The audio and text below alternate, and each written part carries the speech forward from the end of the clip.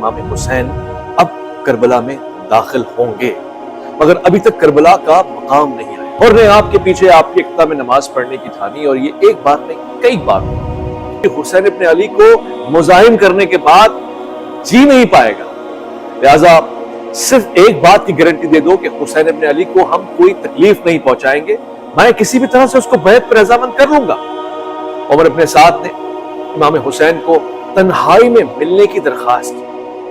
رات کے کسی پہر حسین ابن علی خاموشی کے ساتھ اپنے دو ساتھیوں کو لیے عمر ابن سعد کی بتائی ہوئی جگہ پر خواہشات جن کا اظہار حسین ابن علی نے بطور شرط کیا، جن میں سے ایک بڑی بات اسی قبیلے کے لوگوں کی ذمہ داری حسین اور قافلہ حسینی کے شہداء کی لاشوں کا دفنانا تھا۔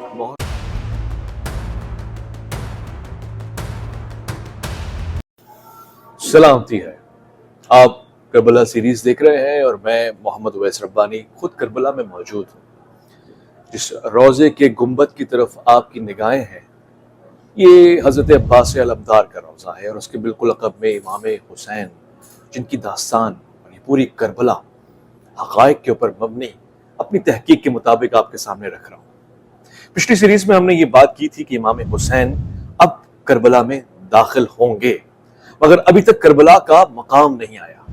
ابھی ملاقات حر سے ہوئی ہے، اور یہ حر یزیدی فوج کا ایک سپاہی ہے کہ جس کے پاس 1000 افراد ہیں حضرت سیدنا امام حسین کو گرفتار کرنے کے لیے۔ یہ آیا تو گرفتار کرنے کے لیے تھا، مگر حقیقت میں یہ حسین بن علی کے اخلاق، نسب اور بہادری اور کردار سے متاثر ہو گیا۔ ملاقاتوں میں ایک وقت ایسا بھی آیا کہ حسین ابن علی نے اذان دینے کو کہا، اور اس کے بعد حر کو یہ آفر کی کہ تم ہمارے ساتھ پیچھے نماز پڑھو یا پھر جاؤ اپنی نماز الگ پڑھو، ہم بہرحال ایک ہی ہیں۔ اور نے آپ کے پیچھے آپ کی اقتدا میں نماز پڑھنے کی ٹھانی، اور یہ ایک بار نہیں کئی بار ہوا۔ ہر نماز کے بعد امام حسین خطبہ دیتے اور اس میں کہتے کہ دیکھو، میں خود کوفے نہیں آیا ہوں، میں کوفے کی جانب اس لیے جا رہا ہوں کہ اہلیان کوفہ یعنی تم نے مجھے خط لکھا ہے اور تم لوگ مجھے بلانے والے ہو، لہٰذا میں تمہاری دعوت کے اوپر آیا ہوں۔ تم ہی لوگوں نے لکھا ہے کہ میرے درمیان کوئی امام نہیں ہے، میں بطور امام تمہارے درمیان چلا آیا ہوں۔ اور اب سے کئی مرتبہ ان خطبات کو سن چکا تھا، لہٰذا اس نے بے ساختہ کہا کہ امام، نہ میں نے خط لکھا ہے اور نہ ہی میں آپ کی رضا کے مطابق چلنے کا پابند ہوں۔ بات یہ ہے کہ مجھے آپ کو گرفتار کرنے کا کہا گیا، لہٰذا کم سے کم یہ ہے کہ میں آپ کے ساتھ ساتھ جاؤں گا۔ پچھلی سیریز میں آپ دیکھ چکے ہیں کہ سیدنا امام علی مقام نے اس سے کس طرح کا برتاؤ رکھا، پانی پلانے سے لے کر خوش اخلاقی تک ہر چیز پیش نظر رہی، مگر اب معاملہ سنگین ہے۔ اب حر ہی کے پیچھے ایک جاسوس لگا ہوا ہے جو ابن زیاد کو یہ بتا چکا ہے کہ حر بہت رعایت کر رہا ہے سیدنا حسین ابن علی کے ساتھ، لہٰذا حر کو تبدیل کرو یا پھر اس کو سختی سے پیش آنے کا خط لکھو۔ اور یہی ہوا۔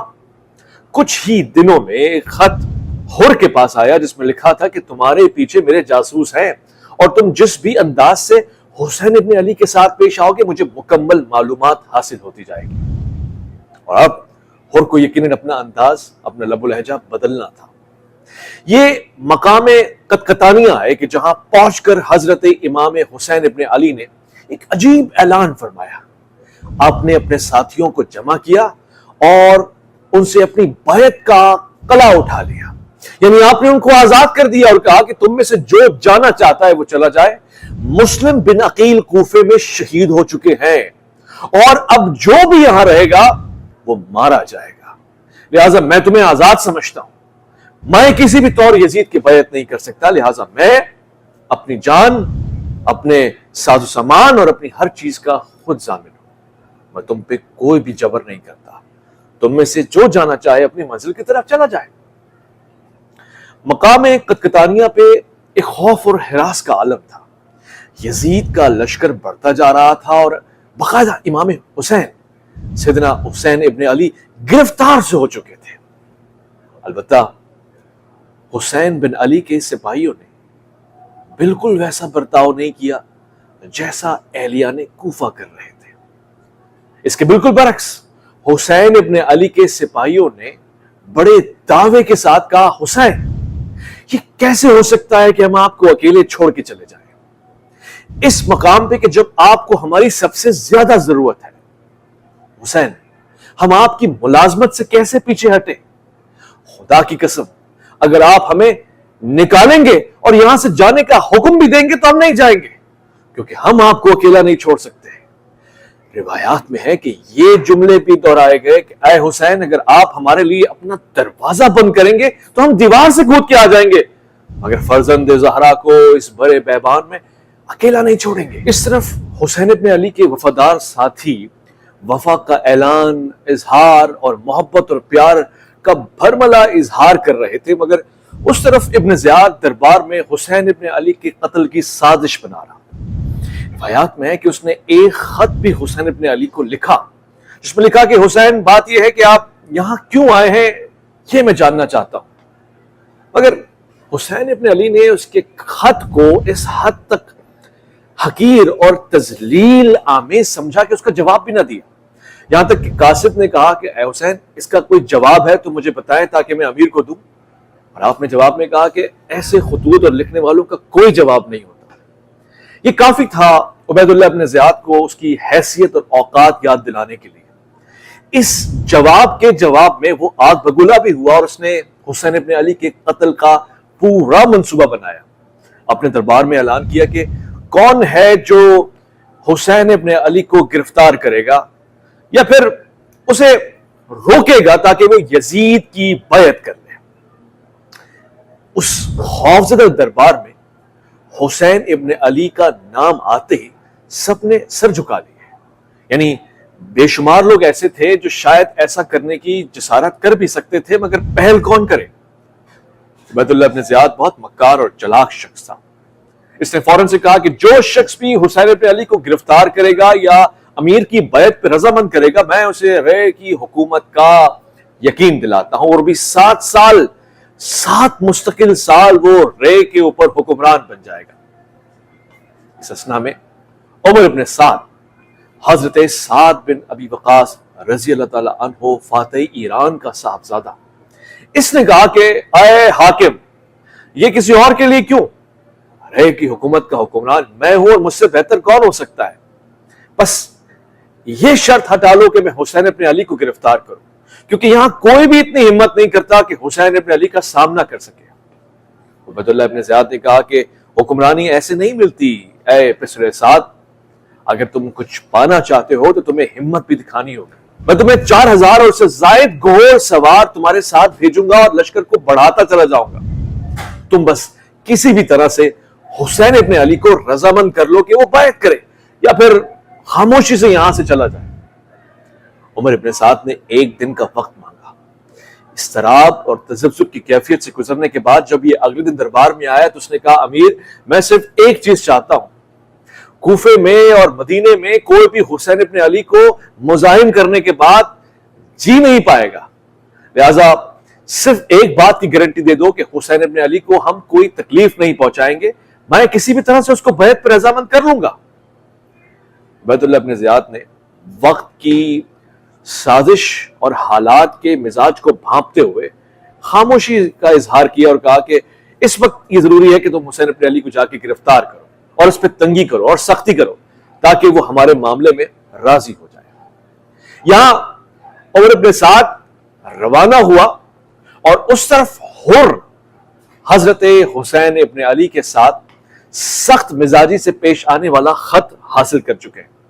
اس خط میں واضح طور سے لکھا ہے کہ کسی بھی طرح سے حسین کے ساتھ رعایت مت کرو، کئی جگہوں پہ تو تانا بھی دیا کہ تم کمزور اور بزدل سپاہی ہو، لہٰذا حر سیدنا حسین ابن علی کے سامنے آیا اور کہا کہ اے حسین ابن علی، مجھے یہ حکم ہے کہ میں آپ کا سامنا کروں۔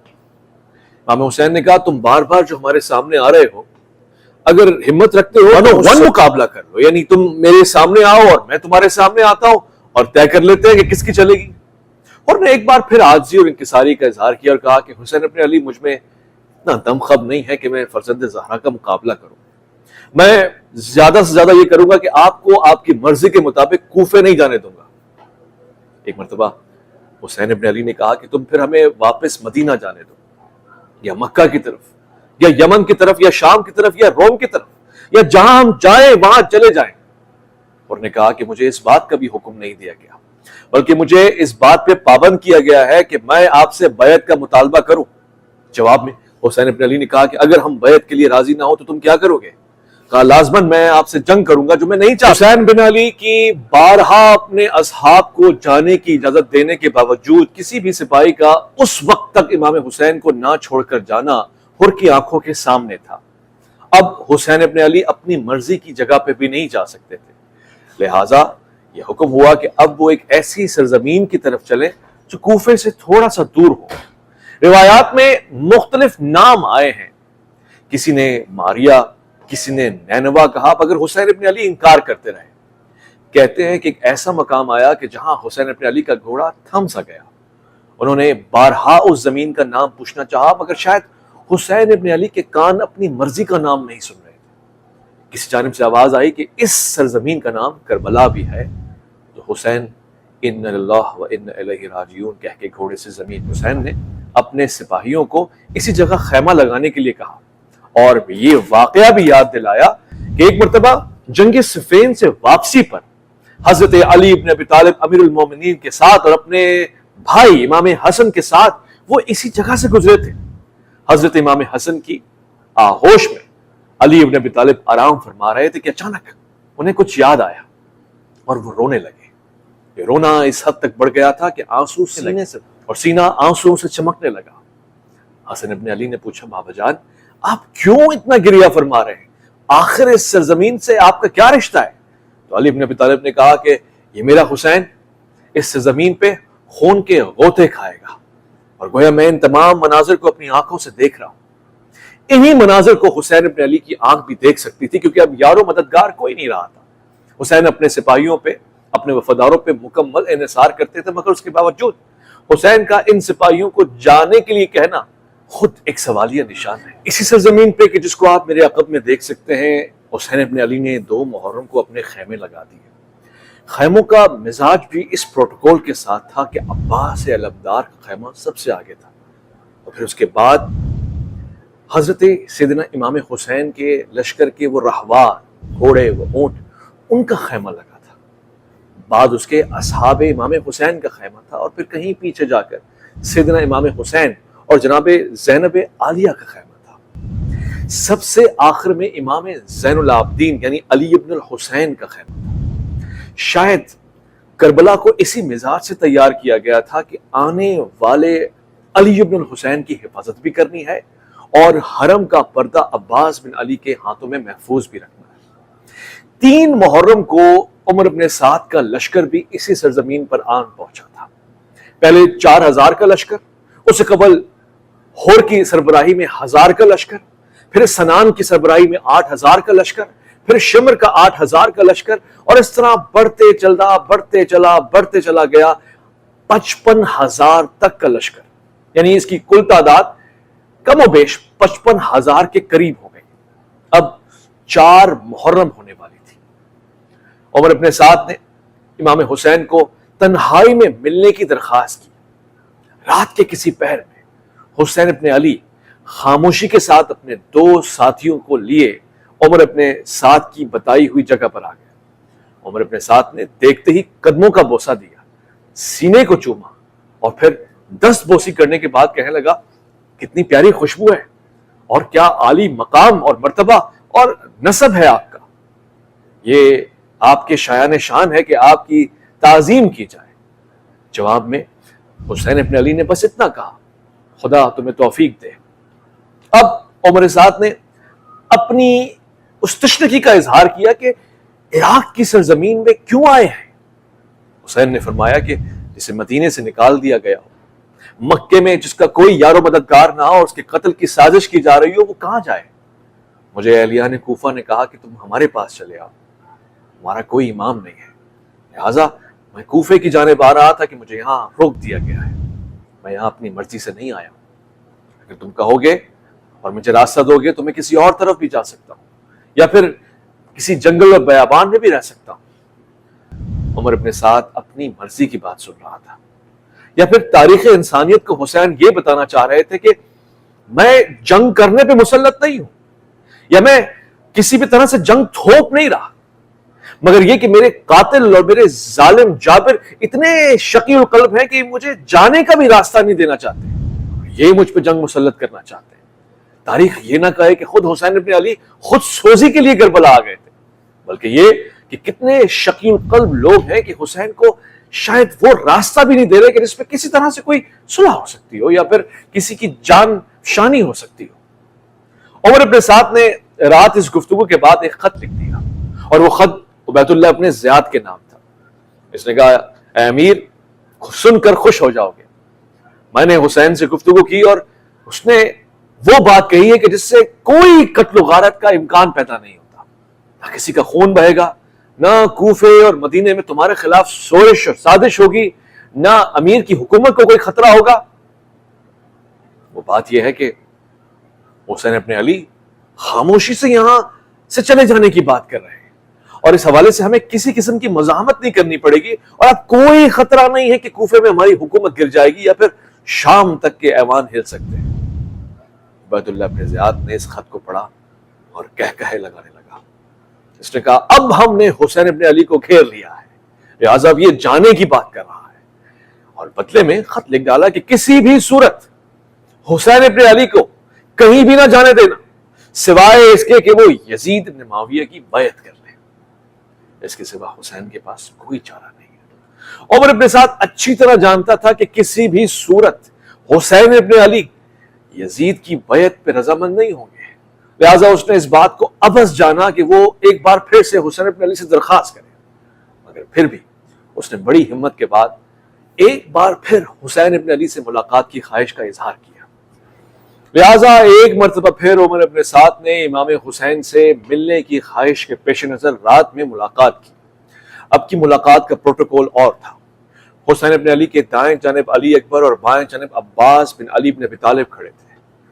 उमर इब्न साद अपने मुहाफिजों के साथ आया और उसने कहा कि हुसैन, बात कुछ यूं है कि अब मैं वो नहीं कर सकता जो तुम चाहते हो, बल्कि मुझे खत आया है और मुझे ये बताया गया है कि मेरी इस गुफ्तगू को भी जासूस सुन रहे हैं। मैं उबैदुल्लाह इब्न ज़ियाद की तरफ से आने वाले खत को पढ़ के सुनाता हूं, जिसमें वाज़ेह तौर से लिखा है कि हुसैन बैत के सिवा किसी भी तरह से जिंदा नहीं जा सकता, और हुसैन पे पानी की बंदिश कर दी जाए जैसे हजरत उस्मान रज़ियल्लाहु अन्हु के ऊपर की गई थी। ये शायद उसका एक बदला होगा, या फिर किसी भी तरह से हुसैन इब्न अली को बैत पे रज़ामंद करो। आए हुसैन, मैं इसके सिवा कोई चारा नहीं देख रहा कि आप बैत करें और मैं किसी भी तरह से इस मामले से बच जाऊं। हुसैन गज़बनाक होकर खड़े हुए और कहा कि तुम हमें बैत का ये मशवरा किस सूरत दे रहे हो, और मैं लानत करता हूं तुम्हारे इस मशवरे के ऊपर। खुदा की कसम, तुम मुझे हाथ लगाकर और मेरे खून को पायमाल कर कर जहन्नुम की आग में जगह बनाओगे। मेरे साथ ने कहा कि इसमें कोई शक नहीं है, और मैं इस बात को अच्छी तरह जानता हूं, लिहाजा आप मुझे इस तज़ब्ज़ुब से निजात दे दें और मेरी आखिरत बचा लें, और आप बैत पर रज़ामंद हो जाएं। हुसैन इब्न अली ने कहा, ला हौला वला कुव्वता इल्ला बिल्लाह, ये किसी भी सूरत मुमकिन नहीं है, चाहे पानी रोको या सांसें, मैं कभी भी यजीद की बैत नहीं कर सकता, और ये मुमकिन ही नहीं है। अब इस असना में उमर इब्न साद लौटकर अपने लश्कर को तैयार और आमादा करता है। होर, वही होर जो हजरत हुसैन इब्न अली को यहां तक लेकर आया था, बारहा उमर इब्न साद के खेमे के चक्कर लगाता है कि पिछले साथ किसी तरह मामला थन जाएगा ना, किसी तरह हम हुसैन इब्न अली को मुज़ाहिम तो नहीं करेंगे, किसी भी तरह से हम हुसैन के लिए कोई दुश्वारी तो पैदा नहीं करेंगे। उमर इब्न साद ने कहा कि ऐसा नजर तो नहीं आ रहा, मगर शायद उबैदुल्लाह इब्न ज़ियाद के कहने पे कुछ मामला संगीन हो जाएं, क्योंकि मुझ पर भी कुछ जासूस नाफिज है। ऐ हुर, मुझे लगता है कि यजीद इब्न मुआविया की बैत के सिवा हुसैन के पास कोई चारा नहीं बचा है। इस तरफ हुर तज़ब्ज़ुब में था, और उस तरफ हुसैन इब्न अली इसी सरजमीन पर अपनी जायदाद का इंतजाम कर रहे थे, मगर अपने लिए नहीं, उस इरादे के पेश नजर उन लोगों के लिए कि जो हुसैन के मकसद में जुड़ने के लिए रजामंद है। हुसैन ने बनी असद के कबीले वालों को खतूत भिजवाए। हबीब इब्न मज़ाहिर असदी, जो कि इसी कबीले से थे, کئی مرتبہ ان قبیلوں کے دیگر اور اطراف کے علاقوں میں گئے تاکہ وہاں کے لوگوں کو جمع کیا جا سکے اور ان کو حسین ابن علی کی بیعت پر رضامند کیا جا سکے. کہتے ہیں کہ ان میں سے 90 افراد ایسے بھی تھے جو بیعت پہ راضی ہو گئے اور حسین ابن علی کی مدد کے لیے اپنی سرزمین سے کربلا کی طرف آنے لگے، مگر راستے میں اس محاصرے کو دیکھ کر اور اس تلوار زنی کا مقابلہ کرنے کا جگر نہ رکھتے ہوئے واپس پلٹ گئے. ایک پل ایسا بھی آیا کہ حضرت حسین ابن علی نے ایک خاص حکم نامہ جاری کیا، اور وہ یہ تھا کہ اس کربلا یعنی اس 6 سے 6.5 کلومیٹر کی سرزمین کی قیمت لگائی جائے. بنی اسد کے قبیلے والوں نے اس کی قیمت جو بھی طے کی، حضرت حسین ابن علی نے اس کے بدلے میں 70,000 درہم اور دینار دینے کا فیصلہ کیا اور پھر یہ زمین انہی کے نام کر دی. بدلے میں 3 خواہشات جن کا اظہار حسین ابن علی نے بطور شرط کیا، جن میں سے ایک بڑی بات اسی قبیلے کے لوگوں کی ذمہ داری حسین اور قافلہ حسینی کے شہداء کی لاشوں کا دفنانا تھا. محرم الحرام کے دن گزرتے گزرتے 7 محرم بھی آ چکی تھی. عمر ابن سعد کے حکم نامے کے اوپر اسی لشکر کے نوجوان اور فرزند رسول کے قافلے والوں کے اوپر علقمہ کا پانی بند کر دیا گیا، یعنی وہ نہر کہ جہاں سے سب کے لیے استفادہ تھا. حسین ابن علی اور اس کے گھر والوں کے لیے پانی کی بندش تھی. ایک پانی کی بندش کا ہونا، دوسرا صحرا کی تپتی ہوئی ریت، اور پھر ساتھ میں بہنوں اور بیٹیوں اور بچوں کا ہونا کسی آزمائش سے کم نہ تھا. اس کے باوجود سامنے سے آنے والے لشکروں کی عجیب حرکات کا سامنا حسین ابن علی کے لیے انتہائی مزاحمت کا باعث بنا. کہتے ہیں کہ حسین ازدی نامی ایک شخص نے پانی کی بندش کے ایک پہر بعد حسین ابن علی کے سامنے مشکیزہ بھر کے پیا اور بچوں کو بھی دکھایا اور کہا کہ ہاں، اس نہر سے، علقمہ سے ہر کسی کو پانی پینے کی اجازت ہے مگر سوائے علی کے بیٹے کے، اس لیے کہ تم امیر کی بیعت نہیں کر رہے، اور دیکھنا کہ تم ایسے ہی پیاسے مارے جاؤ گے معاذ اللہ. کہتے ہیں کہ 8 محرم الحرام کو ایک ایسا واقعہ بھی پیش آیا کہ جس کو بہت کم بیان کیا جاتا ہے، مگر چونکہ تاریخ کی کسی کتاب کی کسی کونے میں لکھا ہے لہٰذا میں آپ کے سامنے ضرور رکھوں گا. یہ شخصیت یعنی حضرت عباس علمدار شجاع، بہادر، دلیر اور انتہائی قد و قامت والی شخصیت تھی. حضرت امام حسین کے رات کے ایک پہر میں حکم نامہ جاری ہونے کے بعد آپ نے پانی کا بھی بندوبست کیا، یعنی ایک طرف نافع اور ایک طرف حضرت عباس بن علی بن ابی طالب 20 افراد کے ساتھ 4000 کے پہرے کو توڑتے ہوئے علقمہ کے پاس بھی آئے. آپ نے مشکیزہ کو بھی بھرا اور ایک بھی آدمی اپنی رکاب میں سے شہید نہ ہونے دیا. بدلے میں کوئی 70 کے قریب افراد سامنے والی فوج سے مارے بھی گئے. یہ مظاہرہ اس بات کا تھا کہ اگر ہم چاہیں تو پانی تک پہنچ بھی سکتے ہیں، اگر ہم چاہیں تو مقابلہ بھی کر سکتے ہیں. مگر وہیں پر حسین ابن علی کا وہ جملہ اب تک اپنے پورے قد و قامت کے ساتھ کھڑا ہوا تھا کہ ہم نے جنگ میں پہل نہیں کرنی، نہ ہم نے ہور سے جنگ کرنی ہے، نہ ہم نے ان کے لشکر سے کسی بات کے اوپر یا کم سے کم پانی جیسی چیز کے اوپر جنگ کرنی ہے، بلکہ ہمارے مقصد اور عزائم اس سے کہیں زیادہ بلند اور بالا ہے، تاکہ ان میں موجود لوگوں کے اندر احساس جاگ اٹھے اور یہ کہے کہ ایک ظالم جابر فاسق حکمران کی بیعت کسی حد تک ممکن ہی نہیں ہے. مگر وقت بیت رہا تھا، یہ احساس کسی کے دل میں نہیں آ رہا تھا سوائے ہور کے. وہی ہور جو حسین ابن علی کو یہاں تک لے کر آیا تھا اب بےتاب ہو رہا تھا. وقت گزرتا جا رہا تھا اور حسین کے ہور کی بےتابی میں مزید اضافہ ہوتا جا رہا تھا. اور ایک پل ایسا بھی آیا کہ ہور نے اپنے آپ کو بطور مجرم حسین کی بارگاہ میں لا کھڑا کیا. یہ آج صبح یعنی 9 محرم کے آغاز سے سن چکا تھا کہ اب حسین نے ایک دن مانگا ہے، بلکہ شاید تاریخ کو ایک دن اور دیا ہے یادگار کربلا اور حسین ابن علی کی داستان کو سمجھنے کے لیے.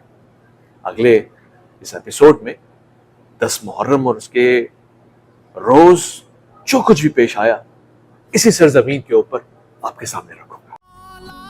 حسین ہے مولا، حسین میرے مولا، حسین ہے مولا، حسین میرے مولا، حسین ہے مولا.